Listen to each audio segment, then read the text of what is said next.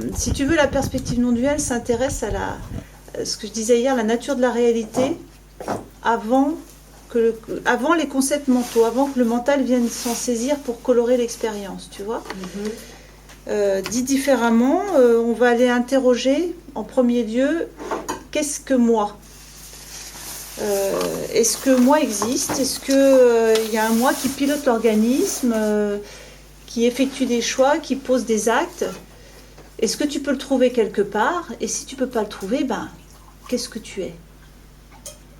Voilà. Grosso modo. On en a bien discuté, mais c'est vrai que c'est une recherche de soi, c'est pas évident de comprendre. Alors si tu veux, l'invitation, elle est à regarder directement pour toi là maintenant, tu vois. Mais en fait, quand je dis moi, de quoi il s'agit, quoi ? Voilà. À quoi ça fait référence ? Parce qu'entre notre mental qui cogite tout le temps, ce qu'on vit à l'extérieur, effectivement, quelque part on ne se connaît pas puisqu'on s'est, entre guillemets, perdu. Qu'est-ce qui s'est perdu ?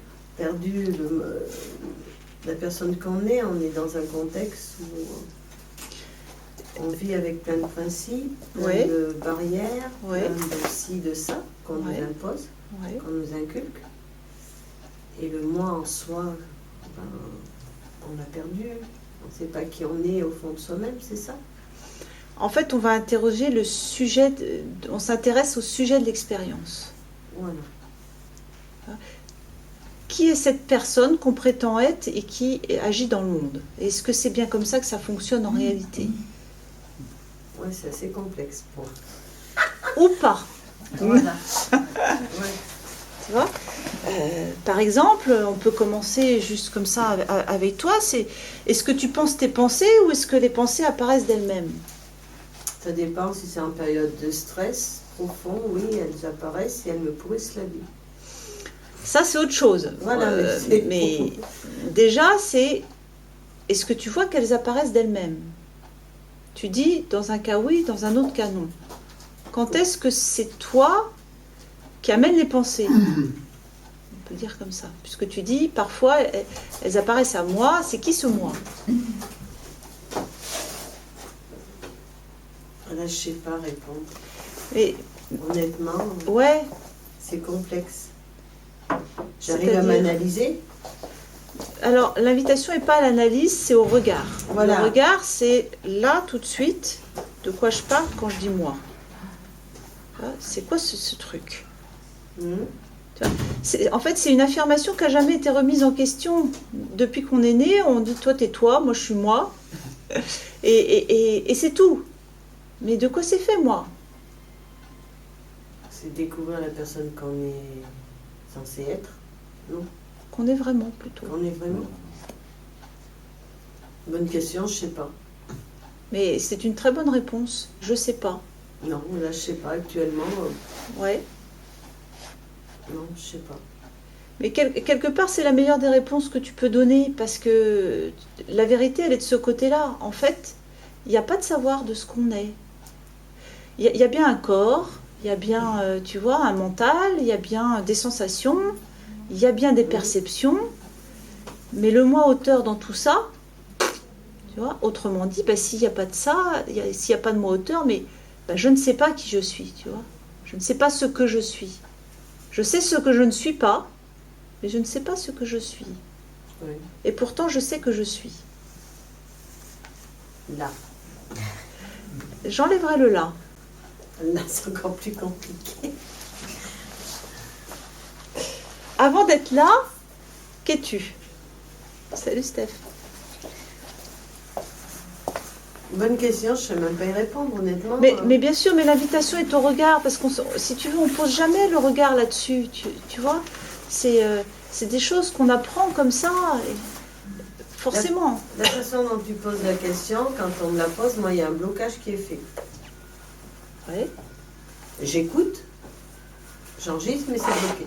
C'est ce que je ressens intérieurement. Oui. Qu'est-ce qui est bloqué ? L'ouverture. Comment ça se fait que ça soit bloqué? Oui. Il fait de quoi ce blocage? C'est intéressant ce que tu dis là. Aucune idée. Mais c'est juste. Ça peut venir peut-être de mon enfance, où il y a eu beaucoup de blocages. Je sais comment m'empêcher d'être moi-même, beaucoup. Il fallait que je suive certaines règles. Beaucoup de barrières. Même si je les enlevais, on me les remettait. On va dire comme ça, grosso modo. Et c'est vrai que autant que j'aime connaître que c'est bloqué, mais je le ressens au fond de moi-même. Qu'est-ce que tu appelles être soi-même? Au fond de moi-même, c'est comme s'il y avait une porte qui demandait qu'à s'ouvrir, mais même si on me donne un trousseau de clés, elle ne s'ouvre pas. C'est comme si quelqu'un vous tend la main, vous voulez lui la prendre, mais vous ne pouvez pas. Il y a un blocage pour moi, je sais, mais je le ressens. Autant que j'ai eu pas mal de blocages dans ma vie, que j'ai réussi, on va dire, à ouvrir les portes, en ouvrir, et à pouvoir m'émanciper. Mais j'entends ce que tu dis. Les paroles que vous me dites, je les écoute, je les entends, mais il y a un blocage qui se fait. L'ouverture peut-être, mais pour l'instant, j'arrive pas à trouver ma voie. Voilà, c'est peut-être plus ça. Ce que tu es. Et si je te disais qu'il n'y avait pas de porte? Donc c'est plus libre. Tout de suite. Ouais. Autrement dit, à ce moment-là, que devient le poids du blocage? Intérieurement, s'il n'y a pas de porte, je me sens moins prisonnière. Et tu as la réponse. Voilà. Et ouais, c'est ces fameuses portes qui emprisonnent pas mal de personnes. Et... c'est la croyance qu'il y a des portes à franchir. Voilà.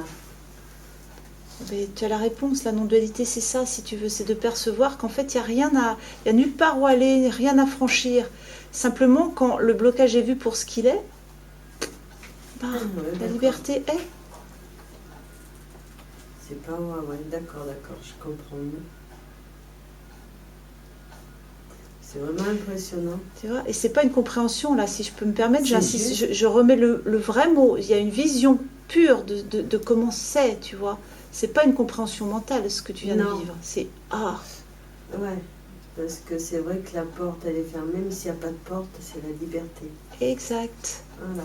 Et l'emprisonnement, c'est quoi? C'est de croire qu'il y a des portes.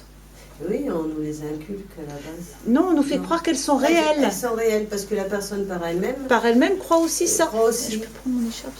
Et donc, en gros, si tout le monde croit la même chose, on se donne le même virus et à la fin, on est c'est tous ça, malades. Exactement. Ça s'appelle le monde. Et croyez-moi, j'essaye. Ça fait longtemps que je ne suis plus dans le cadre, mais il y a pas mal de virus à enlever encore. Mais il y a longtemps que je suis plus dans le cadre. Ou pas. Oui. Reviens à ça. Ouais, ou pas. Si je veux. Reviens à ce que tu viens de voir. Ouais, la liberté s'emporte. Donc, quel est le problème avec un virus? C'est la pollution mentale qui est encore malgré... mais c'est un travail. Je sais, d'accord, j'ai compris, la porte, si on se la met, c'est nous qui nous enfermons dans notre contexte. S'il n'y a pas de porte, on est plus libre à l'écoute. Mais il y a quand même pas mal de choses à se remettre en question en ayant une ouverture aussi. Là, tu repars dans une volonté de faire. De faire, il ne faut pas. Mais c'est pas qu'il faut pas, tu as très bien perçu tout à l'heure, après, voilà, c'est le vieux mécanisme qui revient. Ah bah ça c'est sûr, il est même rouillé. Mais si tu veux, la résistance en soi ne voile pas ce qu'on est en fond, ne voile pas la liberté, c'est l'idée qu'on en a. Autrement dit, il n'y a pas de problème avec tout ce qui est là. Tu vois, on veut faire quelque chose avec, par exemple, une colère. Mais c'est écrit où qu'il faut faire quelque chose avec ça? Quel est le problème avec une colère? Une colère, elle va être... elle te soulage à la base, mais tu en mets beaucoup d'énergie. Mais regarde précisément ce qui enlève l'énergie. Est-ce que tu es sûr que c'est la colère ou c'est la résistance à la colère? Oui, la résistance à la colère, c'est la colère qu'on retourne contre soi. Oui, la colère. C'est le refus de l'instant tel qu'il est. Donc il faut l'accepter. Ouais, je dirais pas il faut, mais c'est de voir que c'est l'acceptation qui transmute l'émotion de base, qui la fait se décharger, on pourrait dire. En fait, c'est pas comme on croit. C'est pas l'émotion, la souffrance. C'est ce qu'on en fait. C'est ce qu'on veut en faire. Mais la nourrir, c'est construire une histoire à partir de ça. Je n'en veux pas. Il faut que ça soit autrement. Je suis pas assez parfaite. Tous ces trucs-là. Là, j'ai passé le cap. Non, alors peut-être autre chose, tu vois. Mais en tout cas, il faudrait pas que ça soit là. Oui, c'est plus de la négativité. Ouais, c'est un refus. Ouais, c'est un refus. Comme une douleur qui vient du passé, parce que notre mental nous projette un peu dans le passé, même souvent, on va dire, si on n'en a pas conscience. Et que cette douleur rentre dans votre corps et que vous la refusiez, elle reviendra, elle partira, ok, parce qu'on ne veut pas souffrir si on en a marre, et qu'elle revient, elle reviendra quand même 2-3 fois plus forte. Et c'est là qu'il faut lâcher et accepter cette douleur, la laisser envahir pour qu'elle parte d'elle-même. Alors non, pas pour qu'elle parte d'elle-même, pour voir de quoi elle est faite. Voilà, c'est ce que j'arrive pas encore... Mais c'est ce que tu as fait tout à l'heure. C'est ce qui s'est passé. Oui, au niveau de la part. Mais c'est vraiment comme ça que ça se produit. Si tu veux, quand c'est chargé chez toi, l'invitation, par exemple, on verra dans la journée si ça arrive, mais quand il y a un truc fort, à rester avec la sensation corporelle, la laisser, on pourrait dire, totalement t'envahir jusqu'à ce que le toi ne soit plus là. C'est juste ce qui est là. Et tu vas t'apercevoir qu'en fait, il se passe rien. En fait, c'est rien. Quand elle est épousée, c'est même pas un petit poids, quoi. Elle dure quelques secondes. En fait, ce que tu perçois pas, c'est que les épousailles de la sensation te font revenir à ce que tu es en fond. Qu'est-ce qu'il y a derrière la sensation? Il y a le silence, la tranquillité. Est-ce que tu perçois déjà ça? Peut-être tu n'as jamais fait ce truc. On va vite là. Ouais. Non, mais c'est vrai que c'est difficile encore pour m'analyser. Je sais que quand il y a des émotions qui sont très fortes et qui me font souffrir, je les laisse m'envahir. C'est désagréable, mais je la laisse partir. Et après, je me sens mieux. Mais oui. J'ai cet apaisement. Mais si vous aimez mieux avant, quand j'avais des pensées négatives qui envahissaient mon corps, mais je les refoulais, je ne voulais pas. Oui. Parce que ça me faisait pas souffrir et puis j'étais mal. Et mon ami, il me disait, mais accepte-les. Et j'ai mis... Bon, j'étais à son écoute aussi, parce qu'il faut être à l'écoute pour pouvoir arriver à gérer tout ça. Et progressivement, mais ça ne s'est pas fait dans l'immédiat, j'ai accepté de me laisser envahir par ce mal-être qui était bien présent. Et je le laissais passer. Et je fermais les yeux. J'attendais, et je luttais pas, mon corps se relâchait. Exact. Et après, quand elle partait, je me sentais mieux, apaisée. Oui. Mais ce que j'avais fait aussi, le rapprochement, c'est quand ces idées négatives qui me faisaient souffrir, je les refusais, mais d'un bloc. Ça veut dire je coupais l'arrivée. En gros, c'est comme l'arrivée d'eau, on coupe. Elle partait vite, je reprenais ma vie tranquille, mais elle revenait.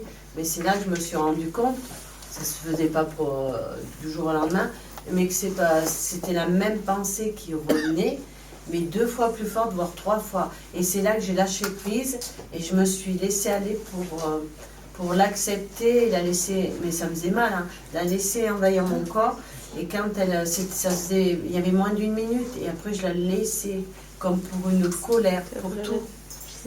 Quand une colère m'envahit, je l'analyse tout de suite, je la laisse m'envahir, mais elle sort pas, elle repart. Donc va plus loin que ça. Du coup, que devient la colère à ce moment-là? Elle est plus perceptive, elle repart. Ok. Et je suis bien. Mais ok. Donc, quelle était vraiment la nature de la colère à la base? Est-ce qu'elle était réelle? C'est là où j'arrive pas encore à... Mais comment ça se fait qu'elle soit partie alors que dans ta vie, tout est la même chose? Oui, elle est partie parce que j'ai arrêté de lutter. Autrement dit, l'histoire souffrante, c'est la résistance. Voilà. On se résiste à soi-même et on s'automutile. Oui, mais les émotions dites négatives, c'est simplement la résistance. Lorsqu'elles sont épousées, elles sont vues pour ce qu'elles sont vraiment.